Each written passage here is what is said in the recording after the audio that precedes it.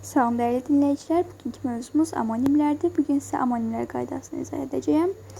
Ümumiyyətlə amonim nədir? Yazılışı, deyilişi, vurğusu, başlanğıc forması eyni olan, lakin leksik mənasına görə bir-birindən tamamilə fərqlənən sözlərə amonimlər deyilir. Ümumiyyətlə amonim nə deməkdir? Amonim Yunan sözüdür uşaqlar.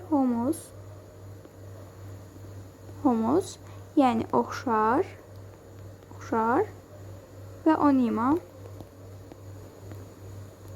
ad sözündən yaranmışdır. İndi sizə bir neçə amonim nümunələri deyəcəm uşaqlar və bu amonim nümunələri necə verilir lüğətlərdə? Məsələn, ac sözü iki cür biz bunu amonim kimi işlədirik də. Buna görə də birinci ac üstünə 1 yazırıq, ac üstünə 2 yazırıq. Yəni lüğətlərdə üzərinə 1-2 yazmaqla qeyd edirlər onu. İndi birinci ac nədir? Məsələn, amonimlər bu arada eyni və yaxud da fərqli səsinə malik olur. İndi birinci ac nədir? Məsələn, ac toyuq. Düzdür? Ac toyuq. Ac necə toyuq və yaxud da hansı toyuq? Ac toyuq. Düzdür? İndi acın ikinci yəni mənası nədir? Məsələn, acmaq. Bu nə oldu? Feil oldu. Acmaq nə etmək? Feil. Düzdür? Burada fərqli səsinə malik oldu. İndi başqa cür amonim deyək. Məsələn, aşıq. Aşıq üstü 1. Nədir? Məsələn, aşıq birinci topuq sümüyüdür uşaqlar. Topuq sümüyü. Bunda nə olacaq? İsim olacaq da. Nə? Topuq sümüyü. İsim. Artıq hər biri burada yerləşmir. Və o birisi aşıq da bilirik ki, nədir? Sazda ifa edən insandır da. Yəni, sazda ifa edən sənətkardır. Düzdür? Aşıq 2 daha doğrusu. Yəni, ikinci mənası olaraq da sazda ifa edən sənətkardır. Başqa bir nümunə də deyə bilərik. Nə deyə bilərik? Rəng deyə bilərik. Rəng. Biri bildiyimiz boya olaraq rəng, boya, isim.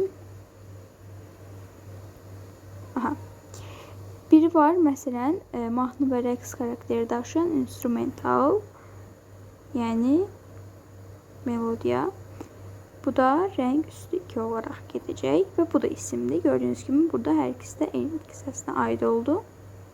Və mən bayaq da vurğuladığım kimi, amonimliyi təşkil edən sözlər həm eyni, həm də müxtəlif kisələrə aid ola bilir. Məsələn, top sözü desək, top. Biri var, oyuncaq top, oyuncaq. Biri varsa silah, düzdür, silah. Bir mənası, ikinci mənası. Belə.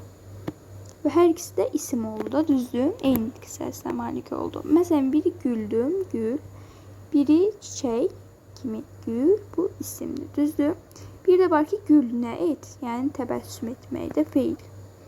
Bu da feili. Burada da fərqli kisəsinə malik oldu. İndi dəyərli şagirdlər, sizə amonim hesab edilməyən sözlər deyəcəm. Yəni, amoqraf, paronim, amoform və s. Bunlar deyəcəm. İndi amoqraf nə deməkdir? Yazılışı eyni, vurğusuna görə fərqlənən sözlərdir. Belə sözlərə amoqraf deyilir. Yəni, yazılışı eynidir. Məsələn, gəlin, biri var gəlin, biri var gəlin.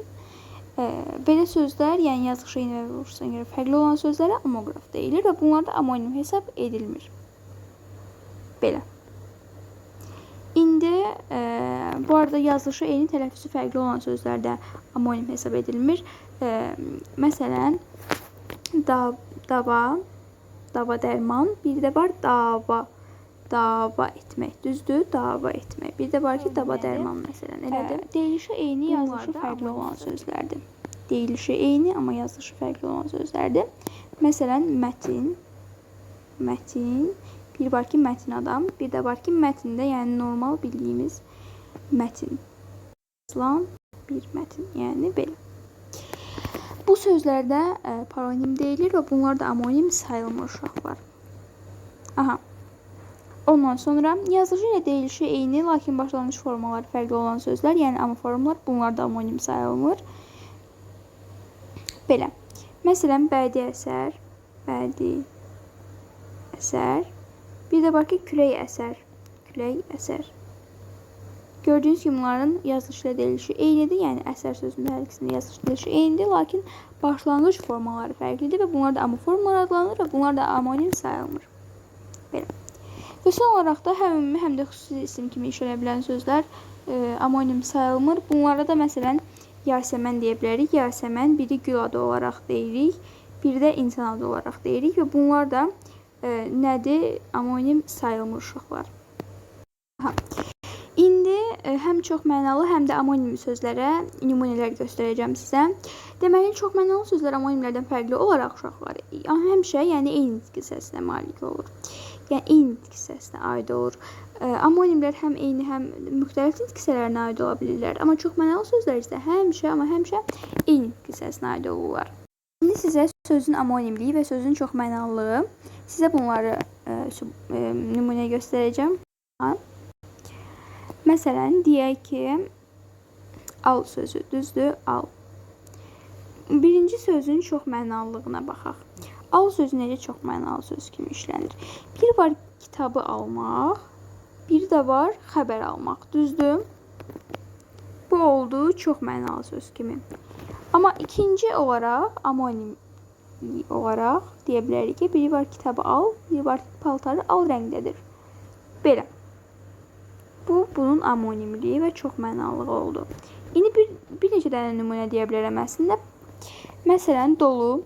Dolu, məsələn, bunun çox mənalığı nədir? Dolu sözünün çox mənalığı nədir? Məsələn, dolu qab, dolu adam. Düzdür? Yəni, dolu adam, yəni biraz, yəni kök adam, dolu adam. Bir var ki, dolu qab. Amma sözün amonimliyi nədir? Dolu qab, dolu yağır. Məsələn, dolu yağır çöldə. Belə. Sonra deməli, düz sözü götürsək, məsələn, bunun çox mənalığı nədir? Düz sözünün çox mənalılığına nə deyə bilərsiniz? Məsələn, düz yol, düz adam. Düzdür? Düz adam. Amonimliyinə isə düz yol və kitablara rəfədüz, yəni düzmək bu mənada. Və mən sizə bir neçə dənə söz deyəcəm, onu şərh bölməsinə yazarsınız. Çox mənalı və amonim kimi istifadə edib yazarsınız. Deyəcəyim sözlər hansılardır? Qol, yol, say